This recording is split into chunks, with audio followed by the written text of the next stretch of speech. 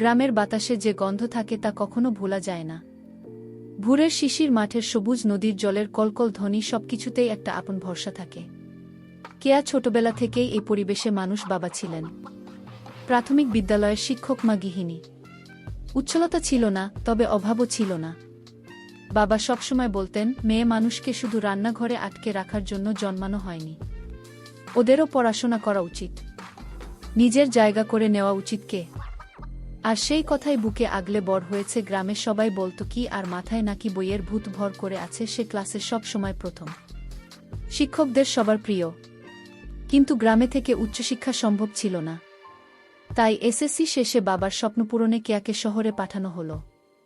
ভর্তি হলো ঢাকার নাম করা এক কলেজে। শহরে প্রথম দিন ট্রেন থেকে নামতেই কেয়ার চোখে বিস্ময়ে ভরে গেল। চারপাশে কোলাহল, গতিশব্দ, যেন সবকিছু একসঙ্গে দৌড়াচ্ছে। তার মনে হচ্ছিল এই শহরে সে একেবারে হারিয়ে যাবে। মা বিদায়ের সময় কাঁদছিলেন। বাবা শক্ত গলায় বলেছিলেন, মা, ভয় পাবি না। শহরের ভিড় যত বড়ই হোক, মন যদি সৎ থাকে তবে জায়গা করে নিতে সময় লাগবে না। এই কথাই মনে মনে আওড়াচ্ছিল কেয়া। কলেজে প্রবেশ প্রথম দিন সকালে সাদা নীল সালোয়ারে কলেজের গেট বেরোতে গিয়ে বুক ধড়ফড় করতে লাগলো। এত ছাত্রছাত্রী, এত ভিড়, কারোর চোখে তাকে চেনার উজ্জ্বলতা নেই, যেন সে এখানে সম্পূর্ণ অপরিচিতা। ক্লাসরুমে ঢুকতেই তার হাত ঘেমে যাচ্ছিল। চারপাশে অচেনা মুখ, কেউ ইতিমধ্যে নিজেদের মধ্যে হাসি ঠাট্টায় মেতে উঠেছে। কেয়ার দরজার পাশে দাঁড়িয়ে সিট খুঁজছিল। তখনই এক তরুণ হেসে বলল, এখানে বসবেন, সিট খালি আছে। কেয়ার চোখ ঘুরে পড়ল। তার উপর সাদা শার্ট, জিন্স, কাঁধে ব্যাগ, চুল একটু এলোমেলো, তবে চোখে এক অদ্ভুত আত্মবিশ্বাস। কে আর ঠোঁট শুকিয়ে গেল। আসতে বলল, হ্যাঁ ধন্যবাদ। সে বসে পড়ল। রাজের সঙ্গে প্রথম আলাপ। ক্লাস শুরু হলো। শিক্ষক নাম রেজিস্টারে ডাকছিলেন। তখন কে আর শুনল ছেলেটার নাম রাজ। রাজ হাসি দিয়ে নিজের নাম বলল, আর কেয়া মনে মনে নামটা গুনগুন করে নীল রাজ। ক্লাস শেষে রাজ তার দিকে হাত বাড়ালো। হাই, আমি রাজ, তোমার নাম? কেয়া, কেয়া মানে তো ফুলের নাম, তাই না? হ্যাঁ, তাহলে মিল তো ফুলের মতোই নাম, আর তুমিও দেখতে অনেক শান্ত। কেয়ার লজ্জায় মুখ নামিয়ে ফেল। এতদিন গ্রামের ছোট পরিবেশে ছিল, সেখানে কেউ এভাবে সরাসরি প্রশংসা করেনি। শহরের এই ছেলেটার খোলামেলা স্বভাব তাকে খানিকটা অস্বস্তি দিয়ে ফেল। আর ভেতরে ভেতরে ভালো লাগলো। ধীরে ধীরে কাছাকাছি দিন কেটে যাচ্ছিল। প্রতিদিন ক্লাস এ কেয়া আর রাজ পাশাপাশি বসত। রাজ অঙ্কে ভালো, কেয়া বাংলায়, তাই তারা একে অপরকে সাহায্য করত। লাইব্রেরিতে একসঙ্গে পড়তে যাওয়া, টিফিন ভাগাভাগি করে খাওয়া, একসঙ্গে গঙ্গার ধারে বসে গল্প করা, সব কিছুই যেন অজান্তেই তাদেরকে আরও কাছে টেনে আনছিল। একদিন কেয়া দেরি করে ক্লাসে ঢুকেছিল। পুরো ক্লাস ভর্তি, শুধু রাজ তার জন্য জায়গা রেখেছিল। চোখে চোখ মেলতেই কেয়া বুঝল এটা শুধু বন্ধুত্ব নয়, এর ভেতরে অন্যরকম এক টান আছে। কে আর ভেতরে দ্বিধা, তবু কেয়ার নিজের মনে বলতো না, এটা ভাবা ঠিক না। আমি গ্রাম থেকে আসা সাধারণ মেয়ে, রাজ শহরের ছেলে, হয়তো অনেক স্বপ্ন আছে, আমি কি তার জীবনের অংশ হতে পারবো? কিন্তু যখন রাজের সঙ্গে থাকত তখন সব দ্বিধা দূর হয়ে যেত। রাজের হাসি, রাজের মমতা তাকে এক অদৃশ্য আশ্রয় দিত। সেই প্রথম স্বপ্ন। একদিন গঙ্গার ধারে বসে কে আসতে বলল, রাজ, আমি চাই একদিন আমার ছোট্ট সংসার হবে, যেখানে থাকবে শুধু ভালোবাসা। রাজ একটু হেসে তার দিকে তাকাল। কেয়া, তুই থাকলে সংসার ছোট হোক বা বড়, সেটা হবে স্বপ্নের মতো। আমি তোর চোখে সে স্বপ্ন দেখছি। কেয়ার বুকটা কেঁপে উঠল। হয়তো এটাই প্রেমের শুরু, অচেনা এক ভরসা, অচেনা এক আশ্রয়। কলেজের দিনগুলো একের পর এক কেটে যাচ্ছিল। প্রতিদিনই নতুন নতুন অভিজ্ঞতা, নতুন নতুন মুখ, আর তার মাঝেই রাজ আর কেয়া। কেয়ার মনে হতো রাজ না থাকলে কলেজের দিনগুলো নির্জন হয়ে যেত। অথচ সে রাজকে একবারও সরাসরি বলেনি যে রাজ তার কাছে কতটা গুরুত্বপূর্ণ। ক্যান্টিনে দুপুর। একদিন দুপুরে রাজ ক্যান্টিনে বসেছিল।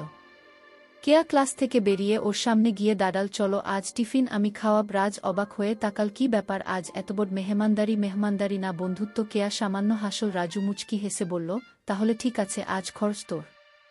দুজনে একসঙ্গে সিঙ্গারা আর চা খেল।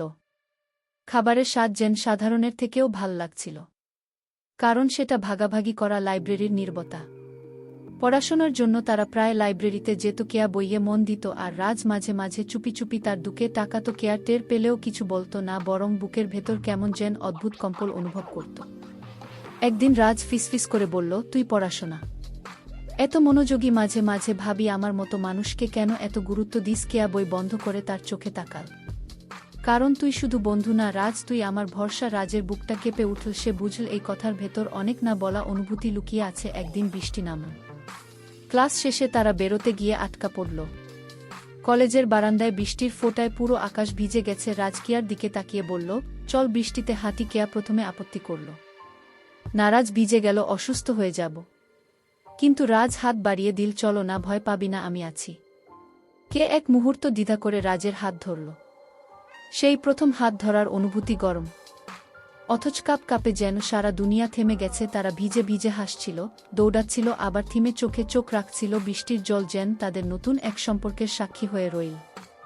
রাজের দুইটা না, রাজ রাতের বেলা অনেক ভাবত, আমি কি একে ভালোবেসে ফেলেছি। কিন্তু ও তো গ্রামের মেয়ে, ওর পরিবার হয়তো রাজি হবে না। আবার কেয়া যদি আমায় শুধু বন্ধু ভেবে থাকে, আমি কি তবে ভুল বুঝছি?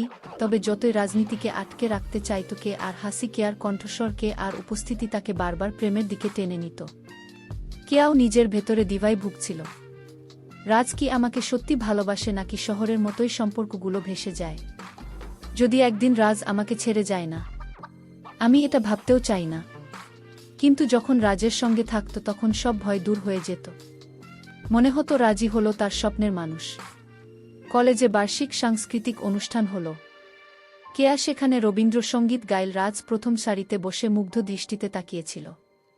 গান শেষ হলে রাজ হাততালি দিতে দিতে বলল, কেয়া, আজ মনে হলো তুই শুধু গাইনি, তুই আমাকে ডেকেছিস। তোর গলায় এমন কিছু আছে যা সরাসরি হৃদয় বাজে। কেয়া লজ্জায় চোখ নামিয়ে ফেল। কিন্তু মনে মনে সে জানত রাজি সেই মানুষ। তার কাছে সে নিজের স্বপ্ন, নিজের ভয়, নিজের ভালোবাসা সব উজাড় করে দিতে চাইবে। এক সন্ধ্যায় রাজ কেয়ার সঙ্গে গঙ্গার ধারে বসেছিল। আকাশে হালকা চাঁদ, নদীর ঢেউজে আলো ঝিকমিক করছে। রাত চুপচাপ অনেকক্ষণ তাকিয়ে রইল কিয়ার দিকে। তারপর ধীরে ধীরে বলল, কেয়া, আমি জানি আমরা বন্ধু, কিন্তু তোর চোখে তাকালে মনে হয় আমি আমার নিজের পৃথিবী খুঁজে পেয়েছি।